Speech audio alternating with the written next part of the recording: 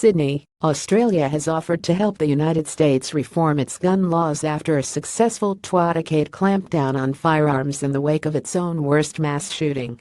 The U.S. is reeling after at least 59 people were killed and more than 500 injured when retired accountant Stephen Paddock opened fire on thousands of concert-goers in Las Vegas before killing himself.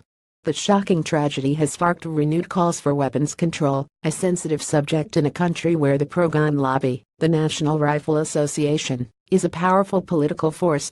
What we can offer is our experience, Australian Foreign Minister Julie Bishop said Tuesday, pointing to a 1996 gun buyback and ban on semi-automatic and automatic weapons. But at the end of the day, it's going to be up to the United States legislators and lawmakers, and the United States public, to change the laws to ensure this type of incident doesn't happen again. Australia was rocked in 1996 when gunman Martin Bryant went on the rampage armed with semi-automatic weapons at the historic Tasmanian colonial convict site of Port Arthur.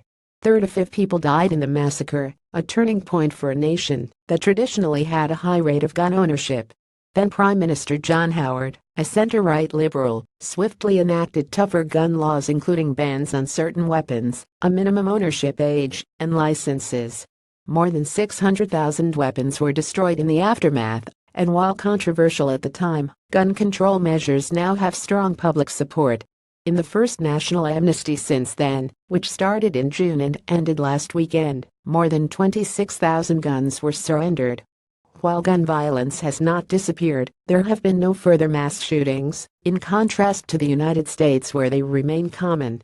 A survey published in 2016, which examined intentional firearm death rates from the Australian Bureau of Statistics, found gun-related deaths and suicides had declined since 1997. James Carouso, the acting U.S. ambassador to Australia, admitted his country could learn from Australia when it comes to gun policy. Every time one of these things happens, U.S. analysts always point to what happened in Australia and point out that your murder rate with guns has gone down drastically, and you haven't had the repeat of this sort of mass murder, he told broadcaster ABC. I think certainly a lot of observers in the US look to the Australian example. But not the National Rifle Association, which in 2015 disputed whether Australia's gun buyback scheme and ban on semi-automatic weapons actually helped reduce rates of violent crime. The Australian people paid a massive price in liberty.